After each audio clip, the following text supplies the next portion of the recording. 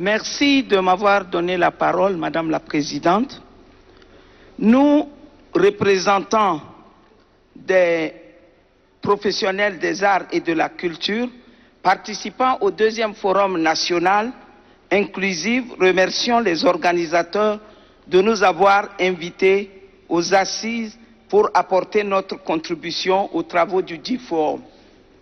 Plusieurs thèmes sont retenus au programme qui sont de nature à asseoir un véritable développement du pays. Cependant, en parcourant le document, nous sommes au regret de constater que le secteur des arts et de la culture n'y figure pas. Comment peut-on parler du Tchad, surtout de son avenir, sans donner une place importante à sa culture et ses arts?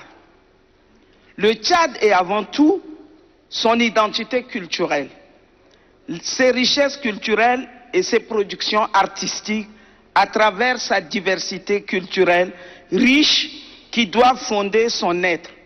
Alors, où mettons-nous ce secteur? Faut-il continuer à le noyer dans d'autres secteurs qui ne le valorisent pas? Combien sont des pratiquants de ce secteur qui chaque jour essayent de faire ce qui peut être de leur possible pour que le Tchad soit culturellement et artistiquement présent dans le monde? Où mettons-nous cette assise qui est gage d'un vivre ensemble et de tolérance? La solidarité, l'hospitalité tchadienne se fondent sur sa culture. Quand nous nous retrouvons dans une rencontre nationale, mettons ce qui fait de notre identité en première ligne et accordons-lui une attention particulière pour démontrer au monde entier que le pays de Toumaï est le berceau des arts et de la culture. S'il est possible d'inscrire un nouveau thème, nous proposons que ça soit ajouté le thème suivant: promotion de la culture, des arts, de l'artisanat et du tourisme, avec les résolutions suivantes. Première résolution: organiser un forum national des arts et de la culture. Adopter la politique culturelle du Tchad. Adopter le statut de l'artiste tchadien. Créer une école nationale des arts et de la culture. Appuyer le rapatriement des biens culturels spoliés. Créer le Conseil national des arts et de la culture. Adopter une loi pour l'utilisation à une grande échelle des œuvres culturelles et artistiques des nationaux au détriment des œuvres étrangères. Adopter le code de l'artisanat. Créer le Conseil national de l'artisanat. Créer un environnement propice au développement touristique. Et enfin, doter le ministère en charge de la culture des moyens substantiellement conséquents pour la mise en œuvre de son plan d'action et de la politique du gouvernement en matière du développement culturel et artistique. Je vous remercie. Merci beaucoup, Mariam Maïmbila. Je vais passer la parole à Madame Daché. Elle est dans la salle? Elle n'est pas là? Bien, je vais passer la parole à l'abbé. Elle est là. Elle est là? Ok, ok.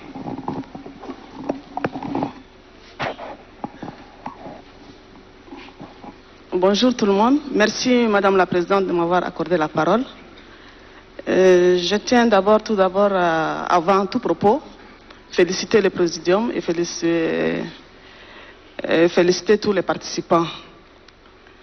Donc depuis hier, je demandais la parole, mais la plupart de ce que je voulais dire a été pris en compte. Aussi, je vais revenir sur le mandat de député. Bon, je ne suis pas pour la limitation du mandat de député. Un député est un élu du peuple. Si le peuple veut l'élire 10 fois de suite, c'est son choix. Donc, Et pour le régime présidentiel, pour le régime, la primature, je préfère que ce soit un Premier ministre nommé par le président et ses attributions aussi seront définies dans un texte, avec un cahier de charge bien défini, je veux dire. Voilà. Et puis, concernant le... J'ai suivi un peu le grand frère Lebin tout à l'heure, qui parlait de la ville de N'Djamena, avec son statut particulier. Depuis qu'on est à l'école primaire, on nous a dit que N'Djamena est une cuvette. Et cela m'étonne que nous avons des ingénieurs, éminents ingénieurs, qui n'ont pas pensé à faire drainer l'eau vers un autre fleuve, un fleuve artificiel, plutôt que de faire des rétentions d'eau. On ne peut pas retenir l'eau. L'eau, il faut qu'il se verse quelque part. Mais quand tu le retiens, ça revient. Et c'est comme ça qu'il y a eu une inondation cette année. D'habitude. Et puis on peut prendre l'exemple sur les ingénieurs qui ont passé. Vous voyez par exemple le quartier Marjandafak par exemple. Ça n'a jamais eu des inondations. Pourquoi il y avait eu des grandes canalisations qui se versent sur le canal Saint-Martin et cela se verse sur le Chari. Vous voyez, donc c'est un peu ça ma contribution. Je vous remercie, Madame la Présidente. Pour Madame Daché, effectivement, vous avez demandé la parole, mais on est toujours sur le thème d'hier matin. Hein? On n'a pas épuisé ces thèmes-là. Ok, je vais passer la parole à Madame Hanana Douga. Elle est dans la salle.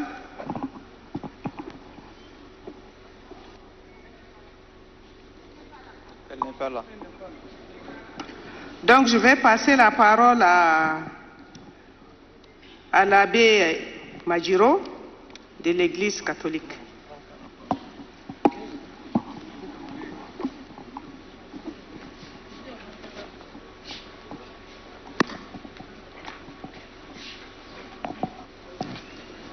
C'est de l'autre côté.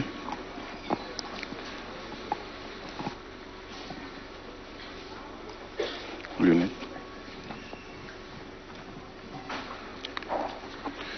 Merci, Madame la Présidente, pour la parole accordée. Au nom de l'Église catholique qui est au Tchad, nous saluons les hautes autorités pour l'organisation et la réalisation de ce deuxième forum afin d'évaluer les 74 résolutions du forum précédent. Pour l'Église, les assises de ce forum qui interviennent à un moment fortement marqué par des signes évidents d'un mal vivre ensemble et dont beaucoup d'intervenants en ont parlé,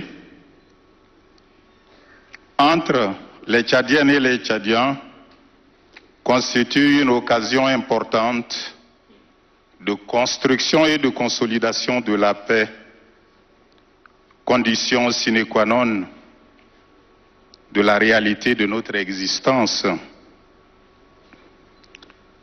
Madame la Présidente, la plupart de nos préoccupations ont été déjà prises en compte.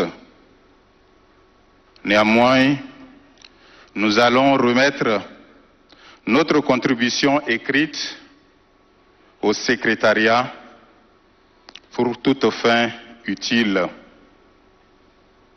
Mais nous voudrions dire quelque chose par rapport aux points sur lesquels nous devrions faire très attention. Avant de revenir sur ces points, nous saluons les interventions qui ont pris en compte nos préoccupations, notamment sur la suppression de l'aspect religieux du serment confessionnel, sur l'attention particulière accordée au conflit éleveur-agriculteur, sur la restauration possible de la primature ou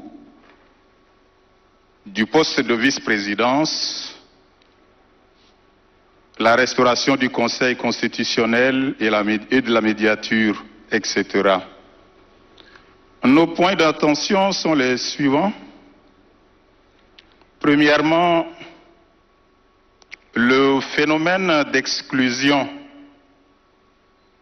entre Tchadiennes et Tchadiens, observable, auguste Assemblée, dans certains actes administratifs, notamment dans les nominations et les recrutements. Certains jeunes se voient lésés et nous voudrions dire ici que l'État est un bien commun et un héritage commun dont la gestion doit être concertée et collective. Le deuxième point peut-être sera abordé dans la question de la jeunesse, le chômage des jeunes. C'est un véritable frein à notre développement. C'est un sujet sur lequel il faudrait qu'on s'y penche avec sérénité. La troisième chose, je rappelle ce qu'un des intervenants a dit hier sur la loi 16 par rapport à l'éducation religieuse dans nos écoles. La vie morale, civique et citoyenne passe par une bonne éducation religieuse. Enfin, pour finir, Madame la Présidente, nous souhaitons vivement que ce forum offre effectivement et réellement l'occasion de remettre toutes les femmes et tous les jeunes Tchadiens capables au travail, au poste qui leur revient dans l'unité et que soit mis fin à jamais l'exclusion sous toutes ses formes.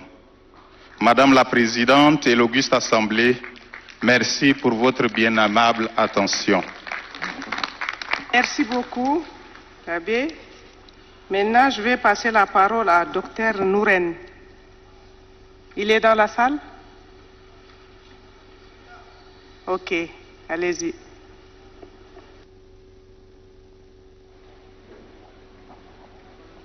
شكرا سيدة الرئيسة. لأن زمن أدينا لها قصيرة جدا عشان كده خلونا نستعجل في الكلام. قبال ما أبدأ الكلام يعني أقدر أطرح بعض الأسئلة للإخوة الحضور. وقبل السؤال أنا أفتكر القضايا اللي طرحت خلال 3 يوم قاعدين نناقش فيها هي قضايا مهمة، كلها قضايا مهمة. لكن السؤال الكبير، هل هي كلها من أولويات الشعب التشادي؟ هل من أولويات الشعب التشادي إنه يغيروا ألوان العلم التشادي الظريفة اللي بتشوفوها قدامكم هنا ده بزيادة ألوان، ولا يلخبطوا الموجود، ولا هل من اهتمامات الشعب التشادي؟ وهل من اهتمامات وأولويات الشعب التشادي إنه مدة حكم الرئيس يبقى 5 سنة قابل للتجديد مرة واحد، ولا يبقى 10 سنة قابل للتجديد 10 سنة؟ هل من اهتمامات الشعب التشادي إنه الديبيتي يبقى ألفابيتيك ولا يبقى بروفيسور؟ دي ما قضايا أساسية للشعب التشادي، في قضايا أساسية استراتيجية مهمة للشعب التشادي في الوقت الحالي. أرجو أن تهتموا به وتطلعوا بخلاصات يفيد الشعب ويفيد التشاد ويفيد مستقبل البلد. من بينها، مش كلها، من بينها قضية يعني بيهدد الأمن القومي والسلم الاجتماعي والمستقبل هذا البلد، بتمثل في مشكلة كوربشن. الفساد المالي والإداري في هذا البلد يشكل خطر على مستقبل البلد حقيقة يعني، لأنه هذه المشكلة هي سيد المشاكل كلها.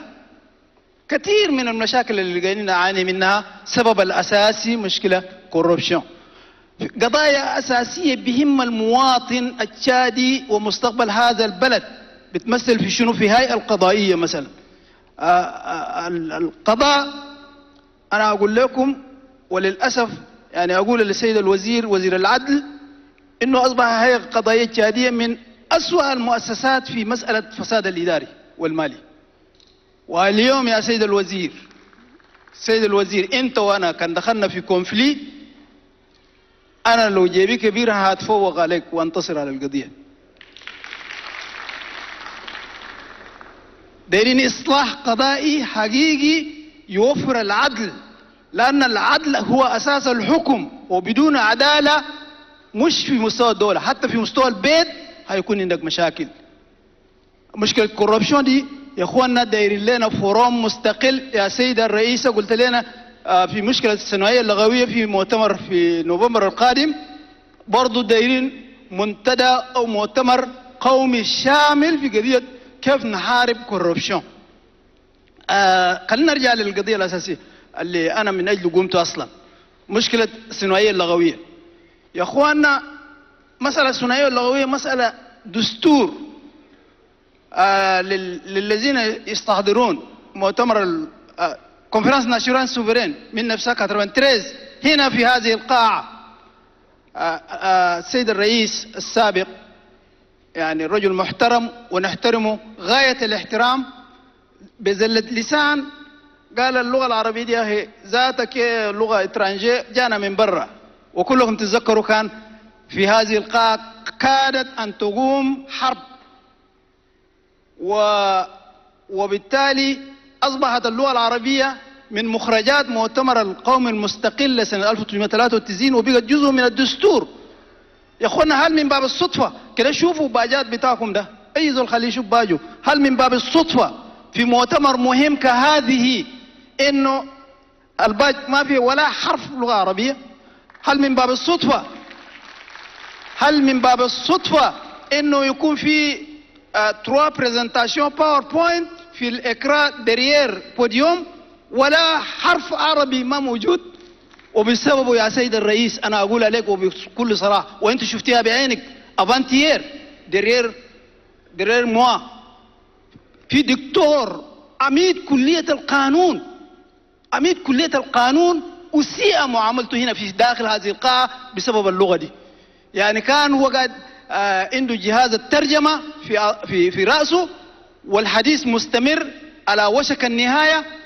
إحدى الموظفين المنظمين للمؤتمر جاء داير يشيل منه. الدكتور قال له يا أخي الكلام ما انتهى خلينا نسمع للنهاية. قال له هيجيبه في النهاية. شوفني يا سيدة الرئيسة شال منه هكذا جيبها هنا دي. قرب يرميه كدمونه ذاته. وأنا بقرأ في عقلي موقف هذا الرجل وأنا زعلت. ليه؟ لأنه هو انتلكتوال كان عامل عادي ما كان نزعل، لكن زول أنا بعرفه زميل ورجل انتلكتوال يشيل من هذا الدكتور عميد كلية قانون بهذه الطريقة هي إساءة مباشرة، وهي نتيجة طبيعية لتغييب اللغة العربية. أنا لست عربي كي أدافع عن العرب والعروبة، لكن هي قضية دستورية، هي مسألة دستور. احترموا الدستور يا سيدة الرئيسة. المؤتمر الجاي الثنائية اللغوية أرجو أن تضعوا في الحسبان مسألة الثنائية اللغوية كقضية دستورية، ما تغيبوه. وشكرا. Docteur Nouren, je donne la parole à Docteur Mohamed Zen.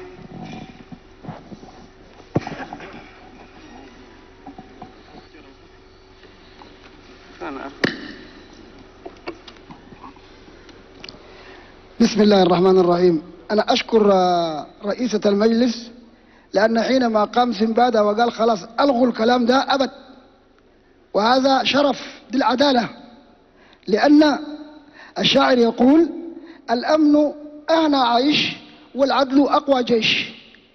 يعني لا جستيس سي دارمي دي سالي سوليد. أنا أبدأ مباشرة. أولا التعديلات عن طريق هذا المؤتمر في خلط، لأننا حينما نتكلم عن رئيس الجمهورية لنائب نقصد أن هناك حكما كاملا، فهذا يحتاج نائب فعلا. لكن إذا أردنا سيمي نقبل البريماتير لما محدد، كان نعوم في الفاضي. النقاط اللي نحن الآن نعدلها تعدل عن طريق مجلس الشعب أو البرلمان. بالنسبة الدستور، دستورنا نحن ليس مرن كإنجلترا ولا إيطاليا ولا نيوزيلندا. دستورنا جامد رجيد، يحتاج تعديل عن طريق المؤسسات الأساسية وهي البرلمان. وإن كان أمس لي ريمارك بالنسبة لشاك تكلم عن وجود البرلمان وهو كان انتهى صلاحيته مرتين، فالأكل ذاته إذا انتهى صلاحيته لا نأكله. إذن السؤال الثاني بالنسبة للأخ اللي هو كان عمل الريفورم في الإتاه، وقف في تيز انتي تيز بس ما في سنتيز كوريك. نتمنى أنه يعيد الكرة ويعمل تصليحات ما أمكن. بالنسبة للريفورم يا إخوان أنا عندي ريمارك. نحن نتكلم في الإتاه من البوتيك ديتا لسينا. يعني عندك باسبور، عندك كارت دانتيتي، عندك بيرمي دي كوندوير، عندك كارت جريس، كلها أعطينا للناس تجار يأكلون الأخضر واليابس. يجب يا إخوان أن ننتبه لهذا أولا حتى ما نخرج من الموضوع والسيدة ما تقول لي أنت أخرت. بالنسبة للعدالة الأخ تكلم عن جستيس. الآن نحن نتكلم عن أرتيكل 9 أن طانك جيريس. وجدت أن هناك خطأ كبير جدا في البوديوم. نشوف 26 إنسان، 10 عربوفون فوقهم ما في، حتى 5. هذا لا يجوز. أضف إلى هذا الباج زي ما قال نحن لا ندافع عن العربية، ندافع عن الايه؟ الكونستيتيسيون. لكن بالنسبة للأشكت أنا زرتهم بنفسي يوم النوميناسيون، وجدتم حتى كراسي يجلسوا بقى ما عندهم.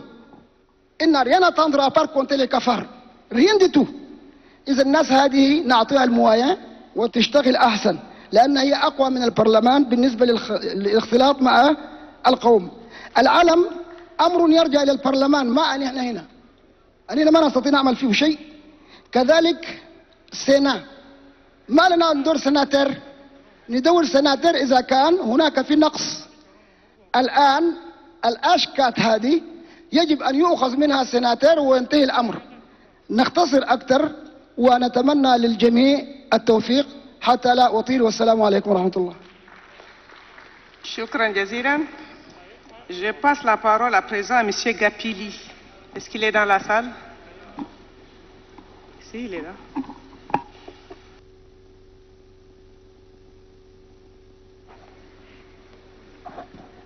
Merci, Madame la Présidente.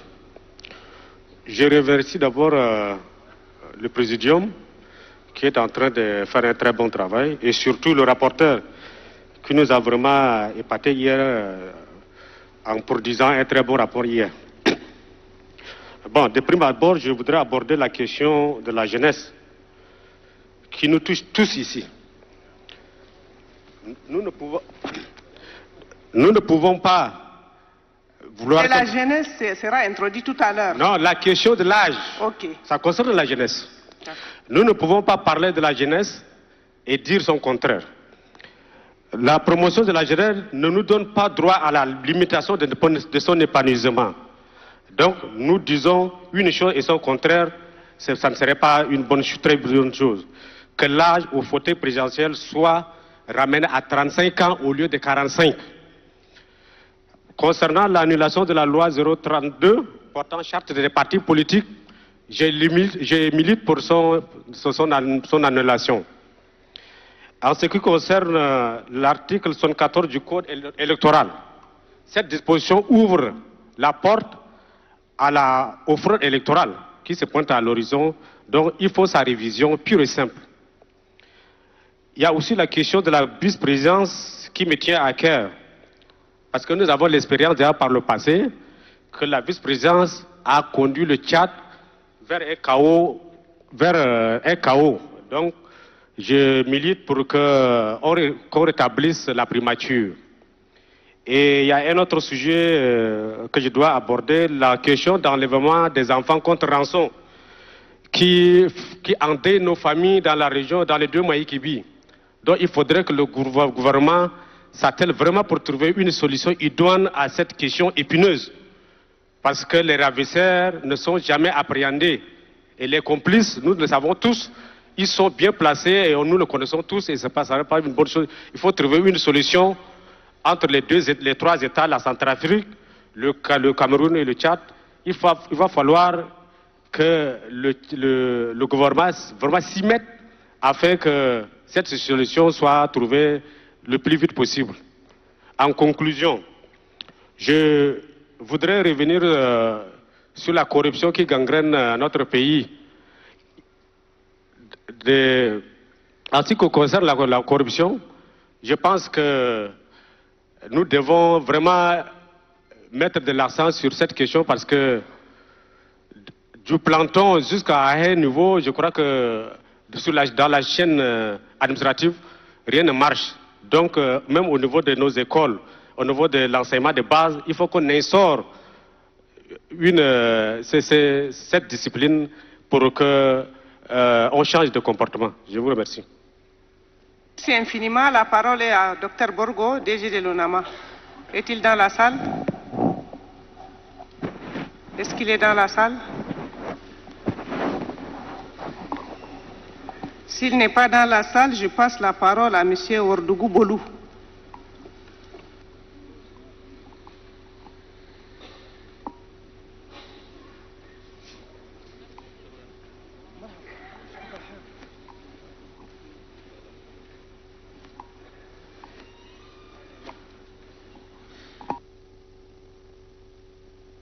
Monsieur Ouedraogo Bolou est là? Non? Merci, je suis là, madame. Ok. Je voudrais retardement féliciter les membres individuellement du Présidium pour le choix porté à leur personne. Merci de la parole. J'ai 2 petits points tout court. Je vais intervenir sur la résolution numéro 2 relative à la fixation des provinces. Dans l'évaluation qui a été faite, il a été demandé, parce que beaucoup d'intervenants ont eu déjà à le rappeler, qu'une équipe pluridisciplinaire devait être mise au ministère de l'administration du territoire qui serait chargée d'assurer la délimitation en recourant aux personnes et instances habilitées. Et moi, je pense que cette équipe est nécessaire. Si elle n'est pas mise en place, il faut qu'elle soit mise en place pour résoudre un certain nombre de problèmes qui existent au niveau de l'organisation administrative. Le deuxième point, c'est sur le Sénat. Beaucoup ont eu à parler de cette assemblée qui me semble être nécessaire. Je suis aussi d'avis. Mais néanmoins, je vais faire un peu l'historique. C'est dans la Constitution de 1996, si j'ai bonne mémoire, le Sénat fait partie, existe dans cette Constitution. Mais il n'a pas été appliqué pendant des années. On peut se poser la question de savoir pourquoi. Parce que le Sénat a un corps électoral, un collège électoral, qui sont les conseils municipaux, les conseils départementaux et les conseils régionaux, qui élisent à un suffrage universel indirect les Sénats et ces sénateurs par région. Et c'est pour cette raison que le Sénat n'a pas été mis en place à l'époque. Et pour cette raison, on avait à changer cela pour mettre un autre organe, le Haut Conseil des collectivités, qui est une institution qui n'existe pas seulement au Tchad, qui existe dans tous les pays du Sahel. Il existe au Sénégal, il existe au Mali, il existe au Niger, il existe en Côte d'Ivoire. C'est une forme de Sénat, mais qui, comme n'étant pas élu sur l'ensemble du territoire, parce que les structures qui devaient l'élire ne sont pas là, il joue un rôle qui consiste à donner un avis motivé sur un certain nombre de dossiers importants. Et maintenant, si on veut mettre le Sénat, c'est une bonne chose. Mais il faut que le collège électoral qui devait élire les sénateurs puisse exister. Est-ce que l'ensemble des conseils municipaux sont mis en place? Est-ce que l'ensemble des conseils départementaux existent? Est-ce que l'ensemble des conseils provinciaux existent? Et il faut que ces structures-là soient là pour que le Sénat, les sénateurs puissent être élus. On ne peut pas mettre la charrue avant comment on appelle ça, le bœuf avant le charrue. Et donc il faut peut-être, il n'y a pas d'urgence de pouvoir mettre une institution qu'on n'arrive pas immédiatement à le mettre en place. Je ne sais pas quelle urgence. En instituant demain le Sénat au sein de la Constitution, on ne peut pas le mettre en place, à moins de les nommer, ce qui n'est pas normal. Une assemblée dont les gens sont nommés ne peut pas élire des lois. Le Sénat élit des lois avec l'Assemblée nationale. Donc il faut qu'ils aient effectivement une légitimité. Et cette légitimité, en les nommant, il n'aura pas. C'est pour cette raison que je pense qu'il faut patienter et mettre les structures en place pour que le Sénat puisse être en place. Et je suis d'avis. Je vous remercie. Merci beaucoup, Cheikh Dougoubolou. La parole est au colonel Aboubakar Abderrahmane Haggar.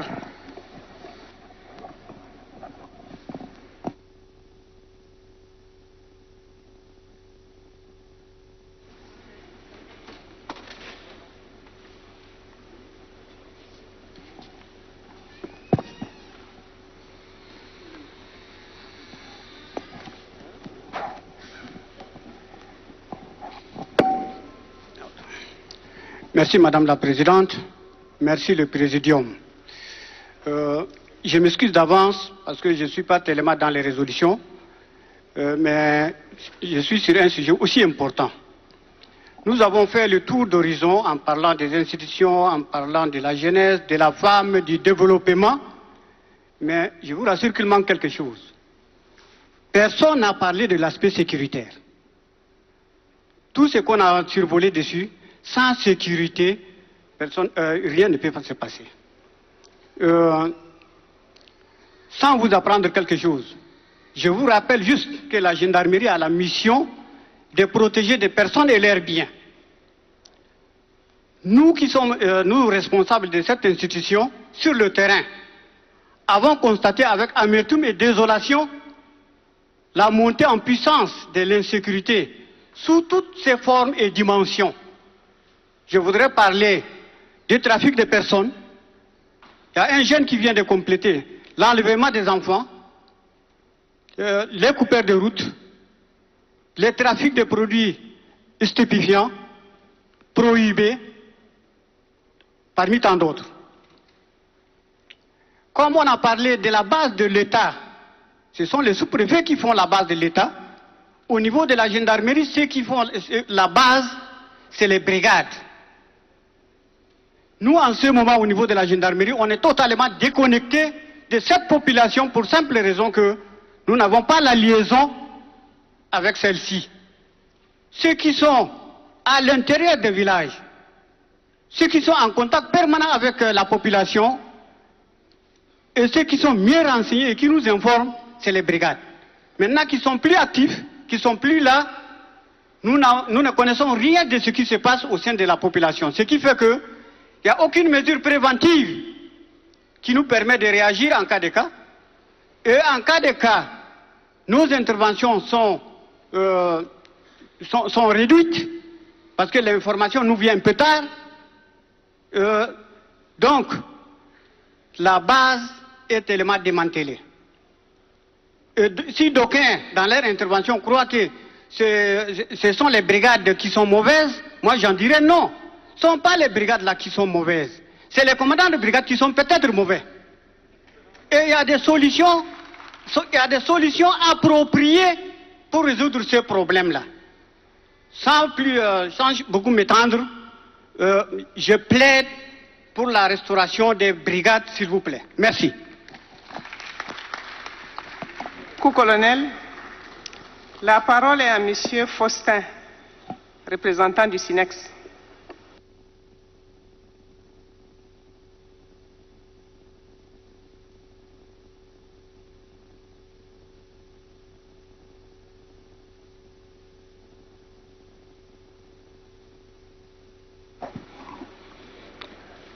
Merci Madame la Présidente.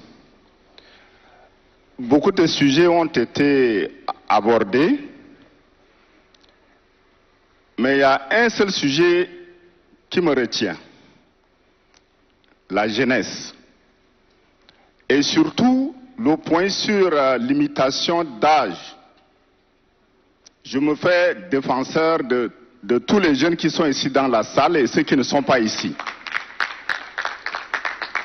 J'aimerais dire simplement que le chef de l'État, le maréchal du Tchad, compte beaucoup plus sur la jeunesse. Malheureusement, on demande à 45 ans pour qu'on se présente aux élections. Je dis non. Et au nom de toute la jeunesse, je demande à ce que l'âge soit rabaissé à 40 ans au moins. Je vous remercie, madame.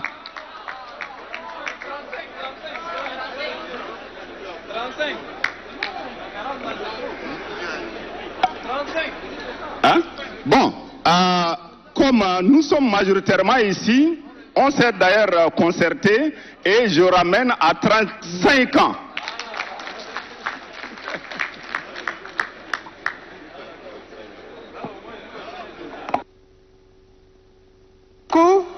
Je passe la parole à Dr Mohamed Bourgo Hassan, personne ressource.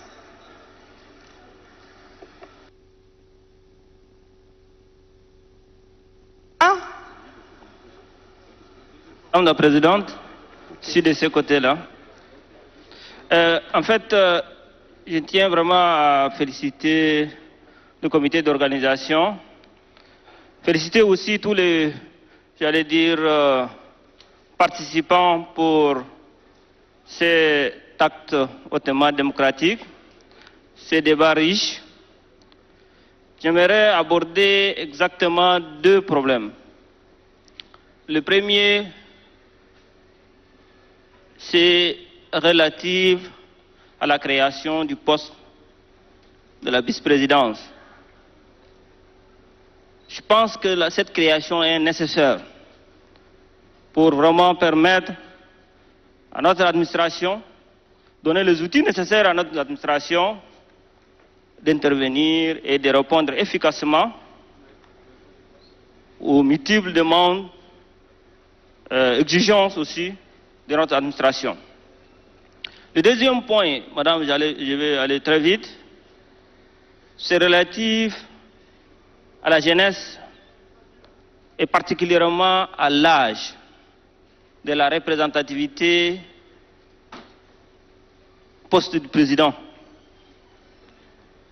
Pensons que c'est une responsabilité extrêmement lourde. Cette responsabilité-là, naturellement, pour n'importe quel individu, elle est immense. Mais nous pensons que les jeunes qui sont vos fils, vos enfants, peut-être vos petits-fils, peuvent aussi apprendre. Et qui dit représentativité ne dit pas forcément élu. Il y a un exercice au milieu.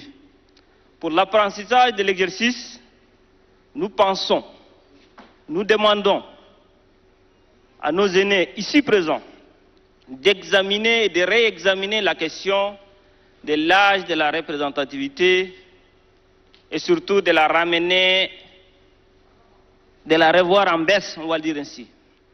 Je n'allais pas dire 40 ou 35 ou 18, mais je pense qu'il est important de regarder la charge et donc de dire qu'il faut peut-être être vers les 40 ans. À mon avis, C'est une barre raisonnable. Et donc, je plaide à ce que l'âge de l'éligibilité, si vous voulez, aux élections présidentielles soit entre 40 et 42 ans pour que quand même les jeunes participent. Voilà donc mon intervention. Je pense que je ne suis pas le seul apparemment. Merci madame. Merci madame la présidente. Je passe à présent la parole à monsieur Mohamed Ahmad Abou Sahar.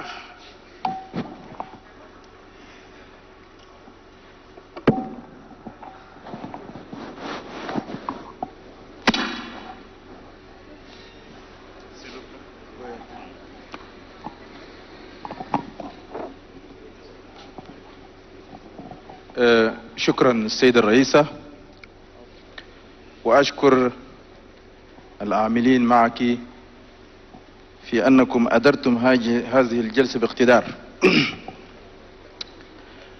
لدي بعض الملاحظات وبعض الاقتراحات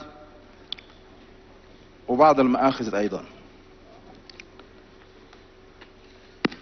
الكثير منكم تحدث عن إلغاء القسم، أنا معاكم في هذا، ولكن الأهم هو المحافظة على المال العام.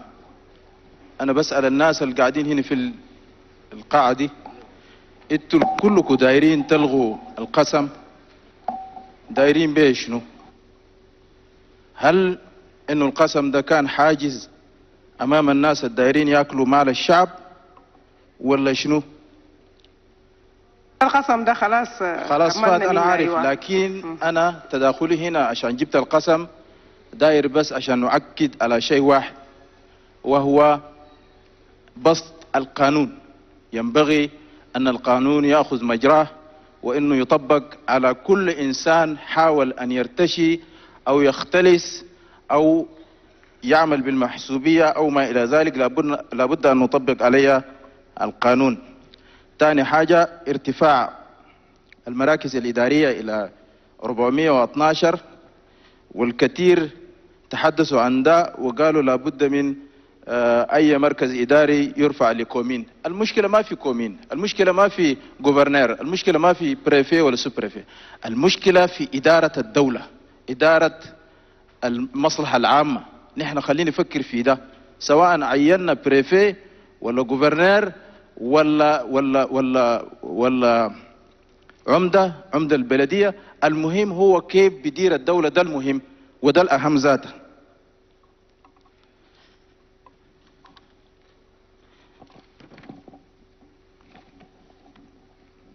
يا جماعة ثاني حاجة داير فضل لنا 5 دقيقة للساعة 1. طيب خليني أنا بصراحة السيدة الرئيسة أنا لا يمكن أن أمر في هذه الجلسة ودون أن أتعرض لشيء هام جدا وهو أساس الحياة، الماء. السيدة الرئيسة أبشة اليوم ثاني مدينة في تشاد تعاني من مشكلة المياه، فنرجو من المؤتمرين هنا خلي يرفعوا توصية خاصة بأنه مشكلة الألمدي لابد من تنحل. بعد 3 سنوات رئيس الجمهورية خط حجر أساس للبطيحة 2، حتى الآن ما شفنا تنفيذ لده. ثاني حاجة أنا نعقب على أشياء إنه كثير من الناس ما تحدثوا عنها. مشكلة التعليم، مشكلة التعليم السيدة الرئيسة، مشكلتنا تعليمنا اليوم يعاني من مشاكل كثيرة. المعلمين لا يوزعون بشكل متكافئ، قلة المدارس المهيئة المجهزة بالمعدات اللازمة خاصة خارج العاصمة. المدرسون لا يحظون بدورات تدريبية في عملهم. نطالب بشطب مدرسي المتر كومونيتير، لأننا اليوم عندنا حوالي 80,000 ملف يطالب بالتوظيف في الوظيفة العامة، ونحن بنعين ناس ما عندهم شهادة ابتدائية عشان يكونوا مدرسين. فبدل ما نعين ناس جهلة يعلموا أبنائنا، خلينا نشيلوا من 80,000 ديل ونعينهم متر كومونيتير زي ما كان عملنا مع مشروع تايوان.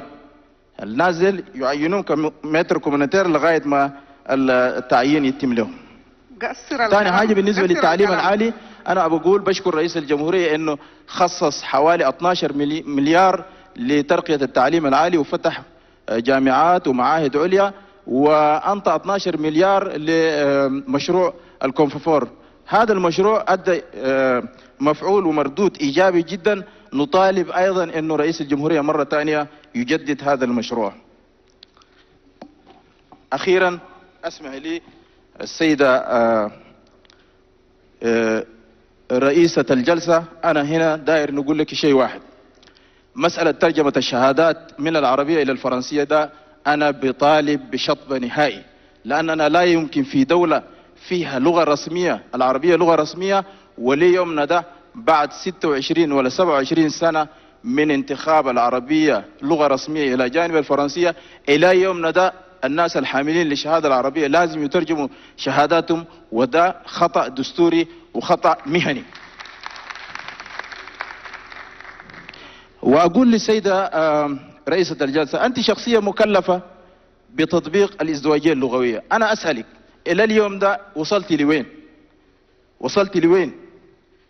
رئيس الجمهورية واحدة بس البواقع على كل اتكلمنا بها أمس. معلش رئيس الجمهورية، معلش سيدة رئيسة، رئيس الجمهورية واحدة بس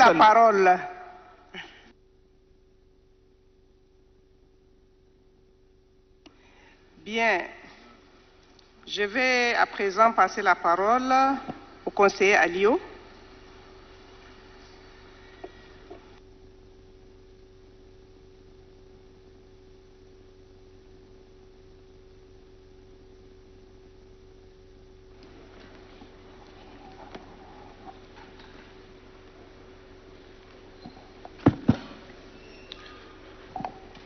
Merci, Madame la Présidente. Merci, le Présidium. J'ai pris la parole pour m'exprimer sur une résolution qui a prêté beaucoup d'attention et beaucoup de suggestions, celle qui est relative à l'âge de la candidature au poste du président de la République. Beaucoup d'intervenants ont proposé l'âge de 35 ans. Aujourd'hui, notre Constitution requiert l'âge de 45 ans. Et autour de ce débat qui a surtout préoccupé une bonne partie de la jeunesse, moi je pense que l'âge de 35 ans est peut-être un peu en deçà, tout simplement parce que nous sommes un pays assez vaste, assez grand. Nous sommes un pays qui a une histoire que tout le monde connaît.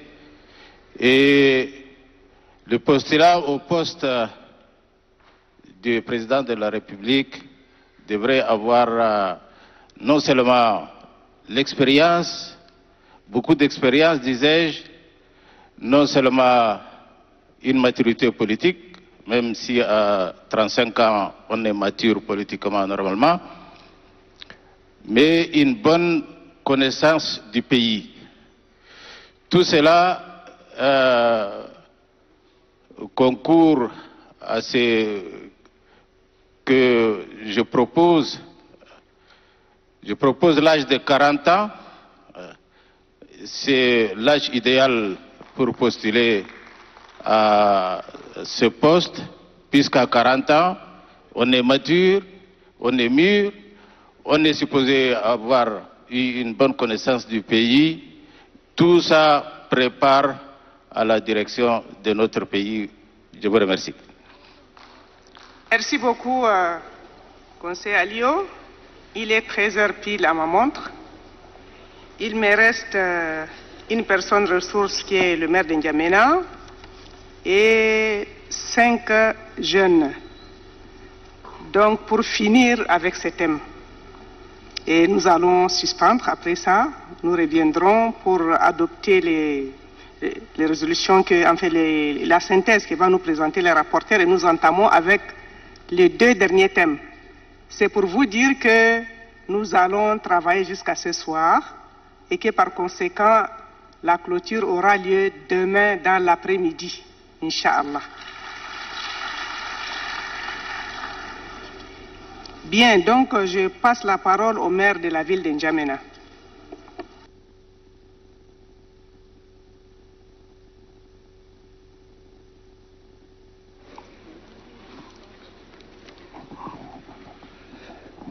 Merci Madame la Présidente. Nous avons demandé la parole tout simplement pour faire une communication, juste une information à l'attention de tous les participants. Comme vous avez constaté depuis hier, le gouverneur de la province de N'Djamena ainsi que moi-même et le ministre, nous sommes absents de la salle. C'est pour dire que nous étions de l'autre côté du fleuve. Et comme vous le savez tous, à chaque fois que la ville de N'Djamena accuse une forte pluviométrie, nous assistons à des phénomènes récurrents des inondations. C'est pourquoi depuis hier, le ministre de l'Administration, le gouverneur, ainsi que des représentants du ministère de l'Aménagement du territoire, des infrastructures et de l'aménagement du territoire, nous nous sommes rendus sur le terrain et la situation est déjà sous contrôle. Le maréchal du Tchad vient de remettre tout à l'heure à la disposition de la commune des moyens conséquents, d'abord pour la prise en charge de tous les sinistrés, les déplacés, et également nous avons prévu plusieurs sites qui seront prévus pour quand même accueillir ces sinistrés. Donc c'est pour rassurer les participants que nous sommes à pied d'œuvre et Inch'Allah, nos questions ne se feront pas. Je vous remercie. Beaucoup, Monsieur le maire, pour cette communication.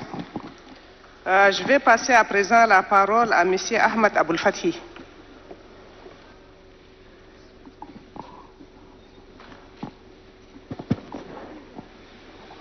بسم الله والصلاة والسلام على رسول الله.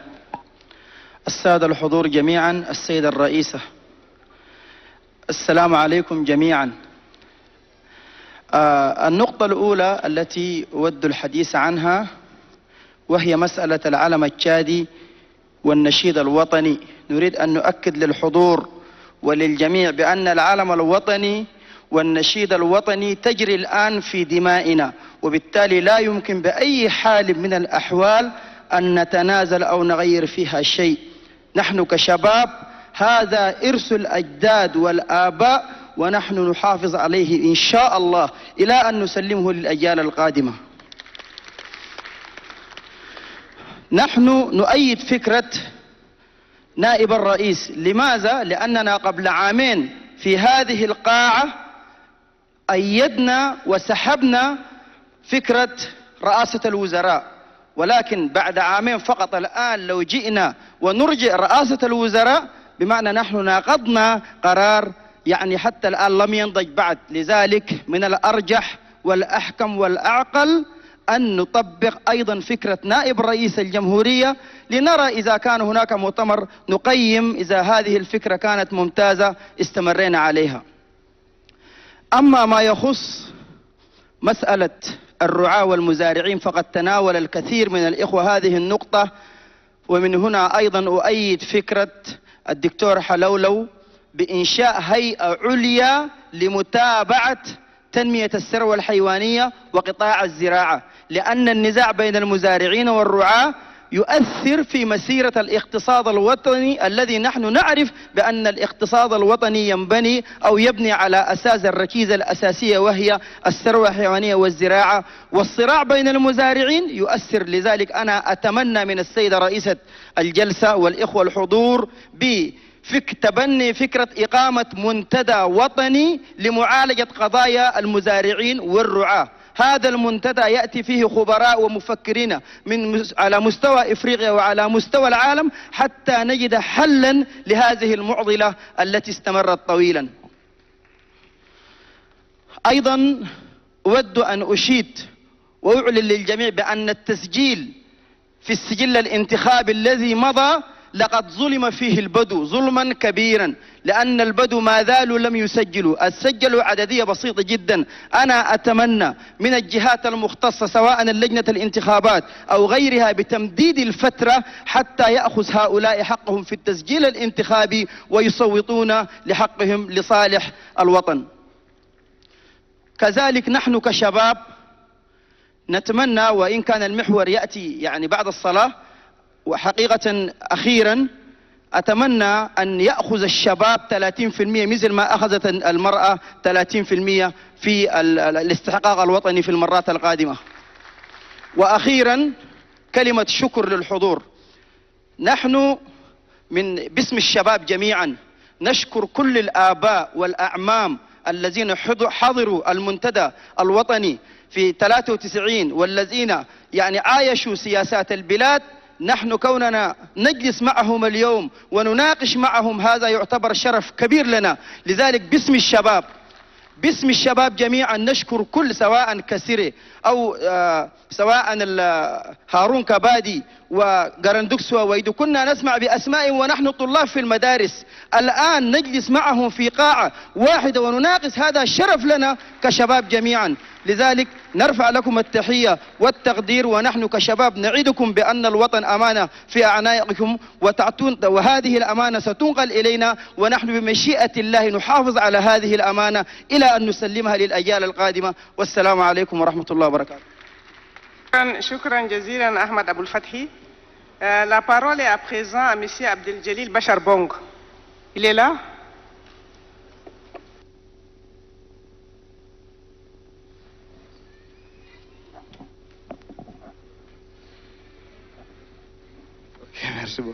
Merci beaucoup, madame, et bonsoir à tout le monde. Merci de nous avoir accordé cette parole et tous nos remerciements au Présidium. Donc, avant tout, nous avons vraiment aimé que les grandes institutions du Tchad doivent nous faire une présentation. Par exemple, le Conseil économique, durant 2 ans, qu'est-ce que ce Conseil a pu faire? Là, ça nous permettra aux participants d'être outillés. Parce qu'il y a des participants qui sont ici, ils ne connaissent même pas H4. Donc, je pense que si on donne ces opportunités aux différents présidents ou bien à ce Conseil, ça nous permettra d'aller plus loin. Et concernant les drapeaux et les lignes nationales, nous on dit ici ligne rouge. Et aussi concernant la primature, je suis d'accord pour les postes de vice-présidence. Donc on va créer 2 postes de vice-président et aussi un poste de vice-présidence qui s'en charge de la politique et du développement et qui sera le 2e vice-président. Et le 1er vice-président, c'est un vice-président ou bien une vice-présidente qui s'en charge de l'administration et qui va jouer le rôle du chef de gouvernement. Et aussi concernant les censures aussi sur les réseaux sociaux et l'Internet, je pense que de nos jours, tout le monde utilise l'Internet et il n'est pas du tout normal de censurer l'Internet et les réseaux sociaux, mais nous proposons, c'est-à-dire avec une résolution, de mettre un Conseil national du numérique et aussi d'éduquer. C'est-à-dire un programme national d'éducation aux réseaux sociaux et au numérique. Et aussi des campagnes de sensibilisation en langue locale. Ce n'est pas uniquement en Yémen, dans toutes les provinces. Ce n'est pas à cause d'une personne qu'on va censurer l'Internet, mais c'est l'économie derrière ça. Donc l'Internet, c'est l'économie. On ne peut pas vivre sans Internet. Je pense que tout le monde ici utilise le VPN, et le VPN, c'est la vie privée. Il y a tous ces éléments derrière ça. Donc nous devons réfléchir via un Conseil national numérique et d'évaluer cela. Et j'en passe aussi, pourquoi pas créer un think tank. Ça sera un centre d'études, un think tank interdisciplinaire et multi-acteurs qui va jouer le rôle de conseiller et de faire des études sur la société au service des décideurs. Je pense que ça nous permettra d'évaluer même les actions publiques et de proposer les problèmes de la société, politique, économie, etc. Et concernant les conseils économiques, je pense que c'est un conseil capital pour ça faire entrer dans le cadre de la grandes instances de la République. Je pense qu'il faut conserver ces conseils, les renforcer et doter des moyens nécessaires. Et concernant l'éligibilité au niveau de la députation, je pense que ça c'est vraiment primordial et dans la résolution 4, je pense qu'il faut ajouter l'aptitude intellectuelle, oui, leadership et ancrage avec la population cible. On ne peut pas être un député d'une région ou bien d'une province ou bien d'un arrondissement qu'on ne maîtrise pas très bien. Et là aussi, il faut ajouter cela. Les diplômes et certificats, oui, ça c'est obligatoire. Et aussi les projets de la société. Il faut que les députés aient un projet de la société pour, etc. Et pour l'âge de la députation, moi je propose, s'il vous plaît, je propose 25 ans pour l'âge de la députation. Et pour la commune, je propose 20. Et pour la présidentielle, je pense que pour les deux postes de vice-présidence, il faut avoir minimum 35 ans. Et pour la poste de la présidence, 40 ans, ça va. Et aussi,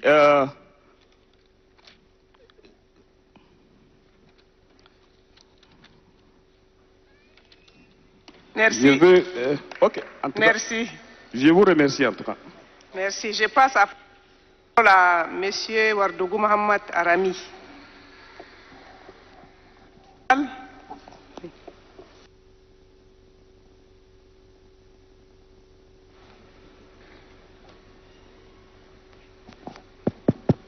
Merci Madame la Présidente de m'avoir passé la parole. Et je tiens aussi à féliciter l'ensemble des participants pour le niveau des débats et les contributions positives des uns et des autres. Cela dit, je m'en vais au niveau du thème 1, État unitaire. Donc, en ce qui concerne une des résolutions, le Forum de 2018 avait adopté un régime présidentiel intégré, fortement décentralisé. Mais cette décentralisation, on ne la voit pas. C'est vrai, ça a été lancé depuis 1996, mais ça traîne. Donc, nous suggérons à ce que la décentralisation soit effectivement ancrée.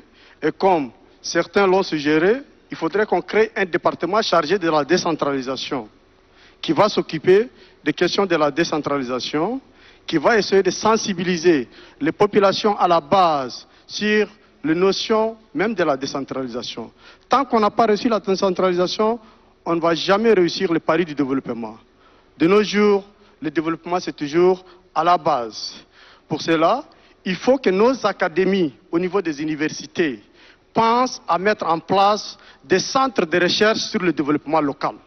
Parce que l'université, ce n'est pas seulement d'enseigner, mais c'est aussi la recherche scientifique. Il faudrait qu'il y ait des centres dans le domaine du développement local pour qu'ils puissent faire des propositions adéquates et pertinentes aux plus hautes autorités. Par ailleurs, je salue l'initiative de l'ENA de mettre en place un centre de recherche sur le développement territorial, mais je pense qu'il serait judicieux d'élargir ce centre à un département de formation sur le développement local, pour qu'on ait aussi des agents de développement qui sont capables de mettre en place des plans de développement et d'aménagement au niveau local, et en même temps des plans de projets locaux intégrés.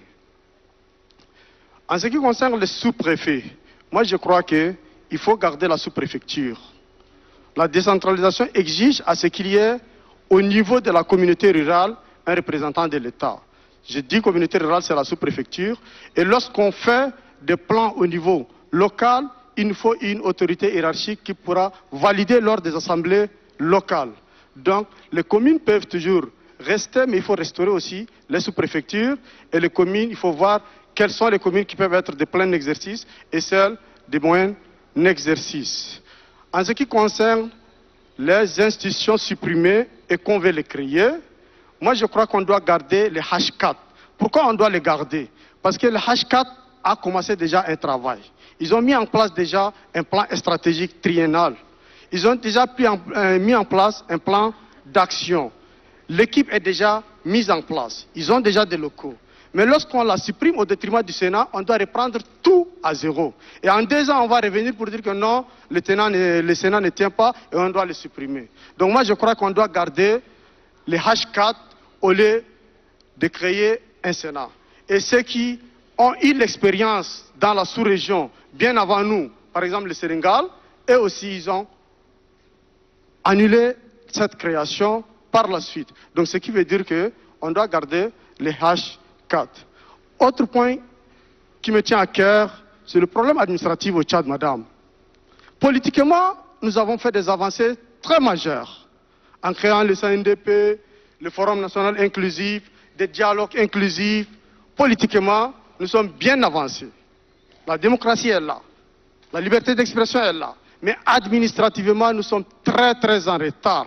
Aujourd'hui, même si vous êtes membre du gouvernement, si vous ne vous déplacez pas dans un département, vos problèmes administratifs ne seront pas réglés. Donc je crois que le problème administratif, il faut le régler. Et comment le régler? On doit appliquer les textes de la République, du chef de service jusqu'au chef du gouvernement, voire même le président de la République. Parce que l'application, c'est à la base. Mais aujourd'hui, les textes de la République sont foulés aux pieds à tous les niveaux. Donc je crois que ces problèmes administratifs, on doit les régler. Et ces avancées majeures en politique, on doit les mettre à l'actif du maréchal, mais également à l'ensemble des acteurs politiques du Tchad, qui ont toujours accepté de dialoguer, qui ont toujours participé au débat politique. Je crois qu'on devrait encourager ce genre de débat. Et pour finir, je félicite l'acte patriotique de notre compatriote Aboud Makai, qui a pris une décision sage et hautement patriotique pour venir participer à ces forums inclusifs. Et nous lançons un appel solennel à l'endroit de l'ensemble des politico-militaires qui rentrent au pays et qu'on puisse échanger ensemble et discuter, comme le font les forces vives de la nation ici. Et ceux de l'opposition politique qui ont boycotté ces assises, je leur demande de revenir. La politique de ces chaises vides n'arrange pas. Il faudrait qu'on échange et qu'on discute. Et je salue aussi le niveau de débat avec nos aînés.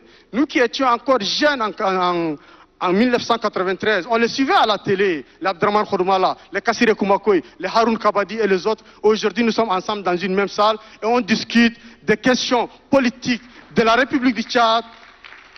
C'est ça le Tchad que nous voulons. Et c'est ça que le Tchad que nous voulons.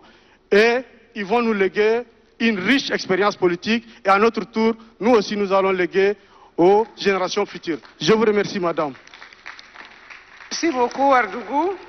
Je passe la parole à présent à Turbo Mohamed Bokhit.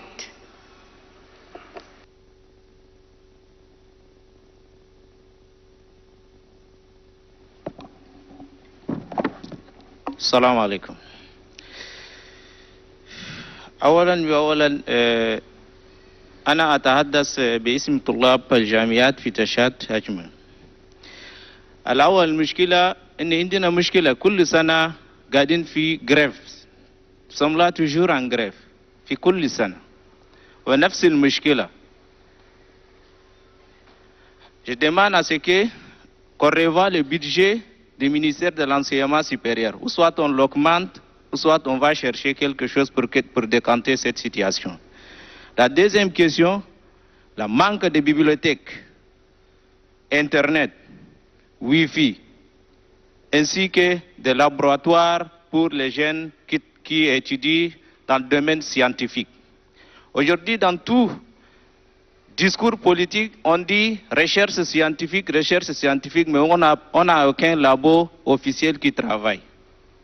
La deuxième des choses, je demande sur les critères d'inscription des étudiants, il faut rabaisser le prix, c'est très cher.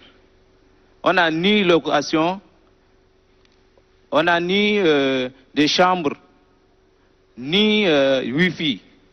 Est-ce que vous pourrez être dans les thèmes, parce que ces questions, c'est dans les questions relatives aux jeunesses qui seront discutées tout à l'heure.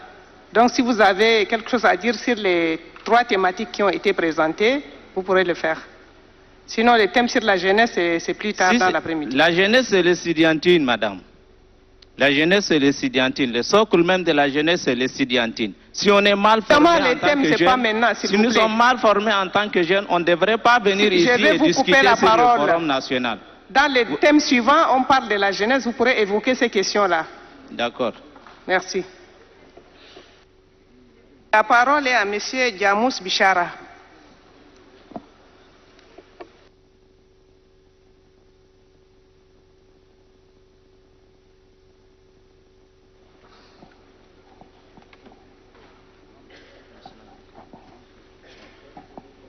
Merci, Madame la Présidente. En passant, je remercie aussi l'après-médium. Je vais aller droit au but. Je voulais parler aussi de H4. Madame, je crois que beaucoup ici, je parle de ceux qui connaissent l'histoire du Tchad, la chefferie traditionnelle a lié toujours avec l'histoire, avec la vie politique même du Tchad. Parce que même le chef du pile de l'opposition dans les salles, il sait que la chefferie traditionnelle peut partir de la vie politique du Tchad. Donc, on n'a rien à dire à ce point. À ce qui concerne pour le vice-président, moi je suis pour la poste du vice-président. Donc, moi en tout cas, je propose que la poste du vice-président soit élue par un décret présidentiel. Parce que vous savez que dans notre pays, la démocratie est encore jeune. Le Tchad, on ne peut pas comparer le Tchad avec la France ou les États-Unis, que tout passe par le vote. Donc, je propose que pour l'instant, le poste du vice-président par un décret présidentiel. À ce qui concerne pour le drapeau, moi qui vous parle, je suis le président des étudiants à l'étranger. Bien sûr, si le drapeau pose problème sur la chaîne internationale, donc il faut qu'on doit revoir à ce problème. Ce n'est pas le couleur qui manque.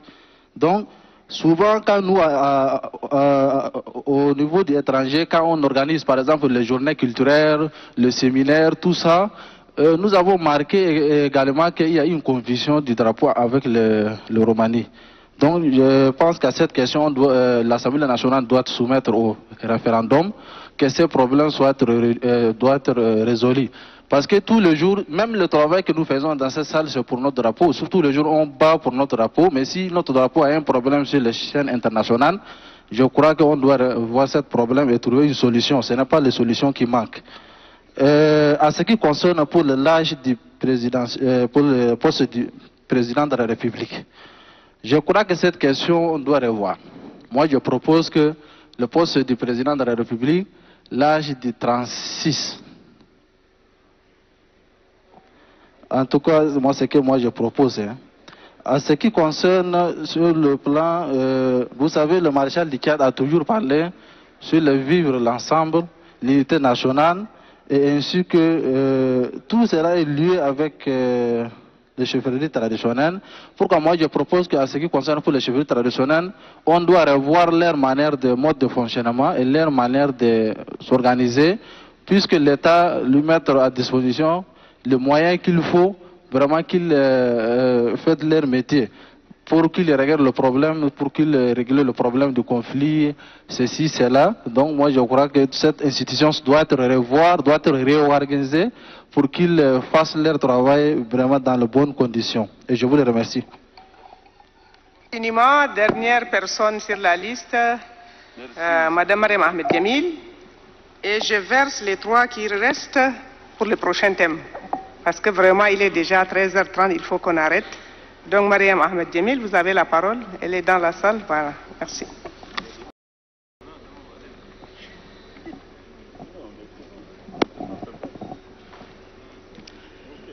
Bismillahirrahmanirrahim. Merci, Président, de m'avoir accordé la parole.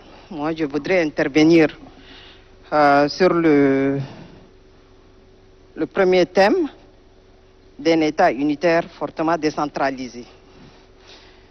Si on dit décentralisation, c'est action de phase, cesser la centralisation ou état de choses contraire à la décentralisation administrative. La décentralisation, État unitaire fortement décentralisé. Si on dit décentralisation administrative, c'est faire la décentralisation de fonds. Parce qu'on ne peut pas faire une décentralisation sans mettre les moyens à la disposition. Parce que tant qu'on ne décentralise pas la solde, il n'y aura pas la décentralisation. Parce qu'on affecte les fonctionnaires. On dit que les fonctionnaires ne partent pas à leur poste. Comment voulez-vous que les fonctionnaires partent rester dans le fond de mon village là-bas sans percevoir leur salaire? Alors donc ils seront obligés de revenir à N'Djamena, mais revenir avec des dettes. Ils vont essayer de prendre des dettes pour payer le transport et revenir pour rentrer en possession de leur salaire. Et ce qui n'est pas normal. Donc si vraiment on veut une décentralisation, il faut qu'on décentralise la solde. Et puis, il faut que les fonctionnaires qu'on affecte en province, il faut qu'il y ait des statuts particuliers. Parce que le problème est que quand tu parles, parce que le pouvoir est seulement en N'Djamena. Le Tchad, c'est N'Djamena. Tout le monde est concentré en N'Djamena. Toute chose est concentrée en N'Djamena. Donc, ce n'est pas possible. Et je voudrais intervenir sur le drapeau. Le drapeau, on a toujours connu notre drapeau bleu, jaune, rouge, ou or, je ne sais pas. Anyway. Donc, notre bleu, elle est indigo. Ce n'est pas le même bleu que de la Roumanie. La Roumanie avait un symbole révolutionnaire au milieu. Ils l'ont enlevé après la chute de Ceausescu en 1989. Donc, et leur bleu était bleu cobalt. Donc, ça diffère de notre bleu. Alors, donc, je ne sais pas pourquoi on veut changer notre drapeau pour faire plaisir à qui. Ça, je ne suis pas d'accord. Donc, et puis, je reviens un peu en arrière parce que l'occasion m'est donnée, donc, sur les statuts particuliers de l'armée. Parce qu'aujourd'hui, l'armée, c'est eux qui sont en train de nous défendre, d'assurer la sécurité de notre pays. Mais si vous voyez dans quelles conditions les enfants des victimes sont en train de vivre aujourd'hui, quand on dit les enfants de la rue, c'est les enfants des soldats morts sur le champ d'honneur. Ce ne sont pas les enfants de leur, ce ne sont pas des délinquants. C'est parce qu'ils n'ont pas le moyen pour vivre. Parce que leur salaire est de combien? Si on dit 60 000, l'ISMIC est 60 000, 100 000, 150 000. Et une fois que leur père est mort, ils n'ont pas vraiment de revenus pour survivre. Ils sont dans des maisons en location. Alors donc, je pense qu'il faut qu'on voit un peu, parce qu'il y a une veuve qui est partie quand il y avait la résolution sur l'état général de l'armée. Elle était partie pour se renseigner. Ils ont dit non, ça ne concerne pas le veuf, ni les orphelins, ni ceux qui sont morts. Ça concerne ceux qui sont valides et vivants. Donc elle est retournée la tête baissée. Alors donc, je pense qu'il faut qu'on voie cette situation-là. Et la restauration de la sous-préfecture. Si de 212, on part à la 414 communes, je pense que 414 communes, si on peut vraiment aménager 414 communes, pourquoi ne pas installer? Aujourd'hui, on parle des narcotrafiquants, de trafic des enfants, parce qu'il n'y a pas de sous-préfet. Il n'y a pas le CV. Donc c'est normal, il n'y a pas de sécurité. Donc chacun fait sa loi. Alors donc je pense qu'il faut vraiment penser à restaurer les sous-préfectures. Et pour les H4, nous sommes tous, aujourd'hui, on dépend d'un canton ou d'un sultanat. Donc chacun doit, quand il fait quelque chose, ou bien si un de ses enfants fait quelque chose, on se réfère à son chef de race. Et le chef de race appelle son chef de canton ou son sultan. Donc, c'est eux qui sont là en train de régler tous les problèmes.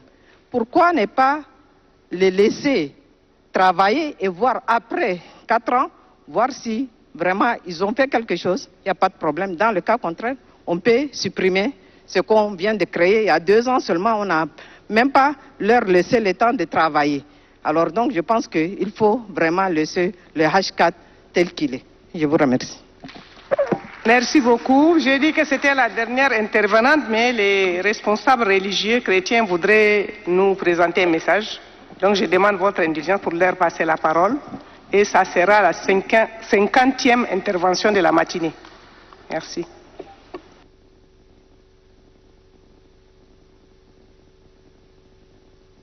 La parole,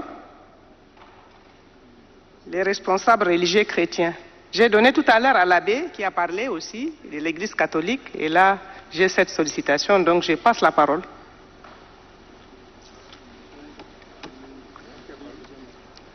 Il n'y a personne?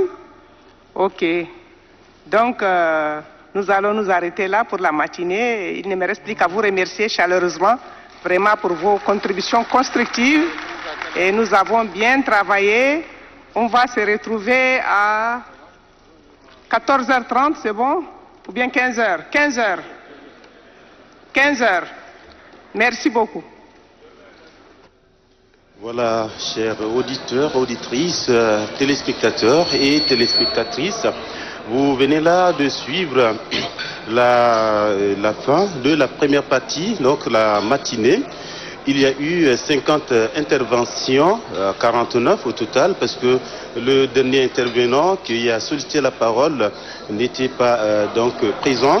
Eh bien, les sujets qui ont fortement alimenté le débat sont entre autres le rétablissement de la primature, la création du poste de la vice-présidence, et donc c'est une exigence de la plupart des participants avec des conditions variées. Il y a également le changement du drapeau tchadien qui a alimenté le débat.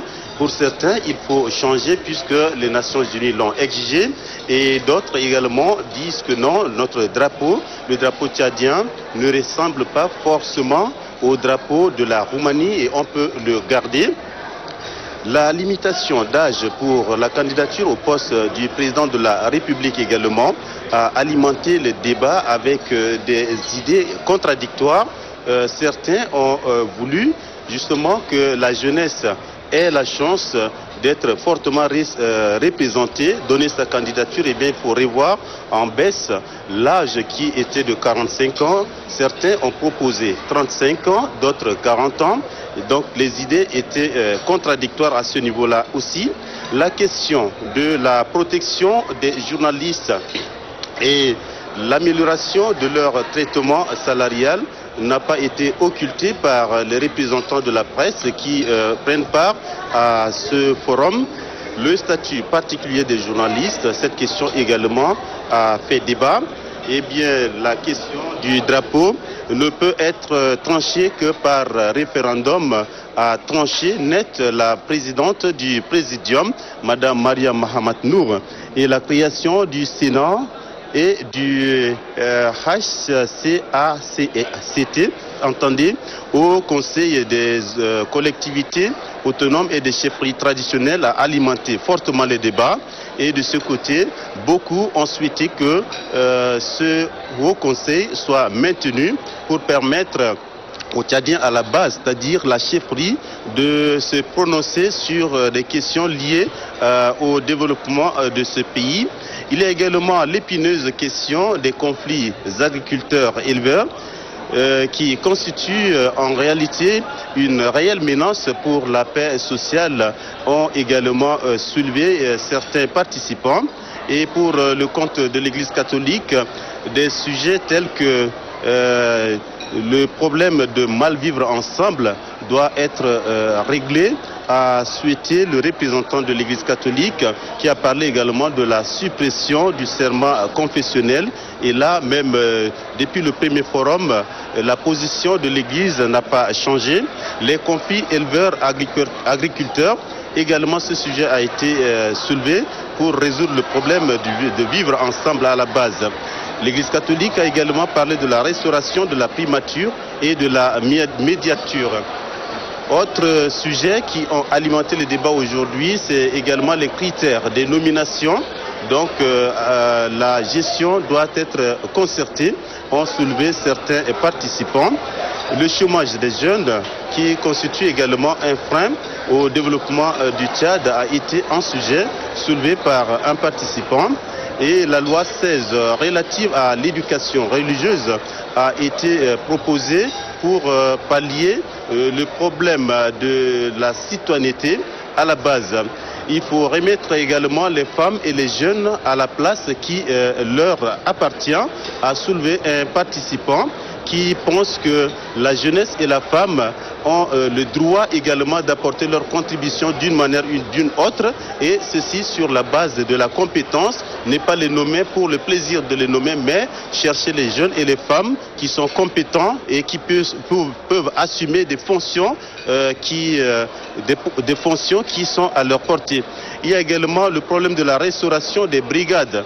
Le représentant de la gendarmerie l'a soulevé parce que, à son avis, il semblerait que la montée en puissance des conflits à la base, des conflits intercommunautaires, eh bien, c'est justement parce que la brigade, les commandants de brigade n'existent plus, eh bien, il n'y a pas une possibilité pour eux au sommet d'intervenir. Et donc il n'y a pas de connexion entre la base et eux.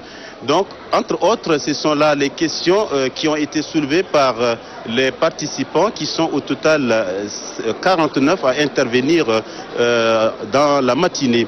Et donc, les travaux ont été renvoyés pour 15 heures. 15 heures, c'est l'heure de la reprise.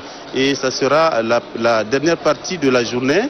Et le programme a été donc retouché pour que la clôture des travaux, au lieu que ça soit fait ce soir, eh bien, ce sera demain soir, a fait signifier la présidente du présidium du deuxième forum national inclusif. Adam.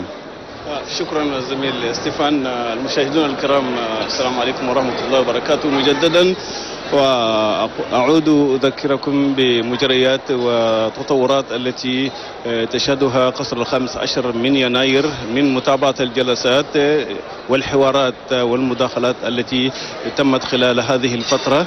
لا شك أن المنتدون تناولوا قضايا جد هامة، منها كقضية التعليم والفيضانات، العالم الوطني، اللامركزية، وكذلك الصحة، الارتشاء والفساد الإداري، وأيضا هناك مسائل أخرى أيضا كمكتب رئاسة الوزراء، الأمن والثنائية اللغوية، مسائل النزاعات القائمة بين المزارعين والرعاة.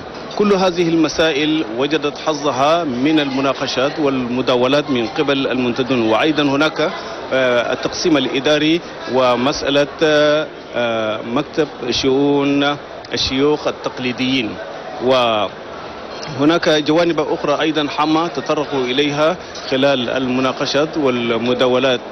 ولكني أعود مذكركم بأن المناقشات اليوم جرت بجو ودي وأخوي، والمناقشات كانت بصورة جادة ومفيدة جدا على الرغم من أن قصر المدة، ويذكر أن الاجتماع قد يكون نهايته اليوم، ولكن مددت ليوم غد. وقبل رفع الجلسة هناك مداخلات تقدم بها بعض الشخصيات وأظنها هامة ومفيدة جدا، كمسألة عدم تطبيق الثنائية اللغوية على المستوى الإداري. هذه مسألة نالت حظها من المناقشات، ولكن هناك جوانب أخرى أيضا ترتبط ارتباطا وثيقا بمصالح الأمن العام. قضية الأمن أيضا هذه المسألة تم مناقشتها بأساليب مختلفة ومداخلات متنوعة. لكن المشاهدون الكرام، رفعت الجلسة الآن على أن توقت للمرة الثانية بعد الظهيرة، أي في تمام الساعة 3 مساء. والأسباب التي أدت إلى تمديد مدة الجلسة كان من المقرر أن تنتهي هذا اليوم، ولكن نظرا لأهمية المشاركات وأهمية الموضوعات التي سيتم مناقشتها مددت إلى يوم غد.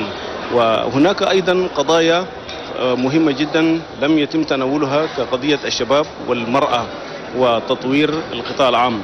كل هذه نتيجة لضيق الزمن وعدم تمكين بعض الناس من المشاركة ساعد على تمديد الفترة ليوم غد. ونحن هنا نتابع عن كثب كل التطورات الجارية والحيثيات الخاصة بالمنتدى، وتشاهدون عبر شاشتكم كل ما يدور في هذه القاعة من المناقشات والمداخلات. Stéphane. Oui, pour être complet, Adam, il faut également rappeler qu'une participante à ce forum a également souhaité que l'armée ait un statut particulier. Elle a fait signifier que les enfants de la rue, ce qu'on appelle aujourd'hui des enfants de la rue, sont pour la plupart des enfants des militaires, des éléments de forces de défense et de sécurité décédés.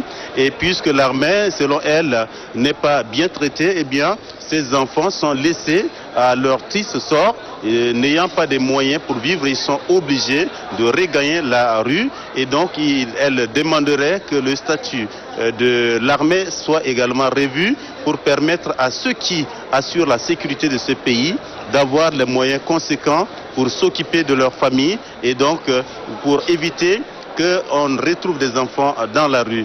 Voilà, sur ce, nous allons remettre l'antenne pour la reprendre aux environs de 15 heures et ce sera la deuxième phase de la journée.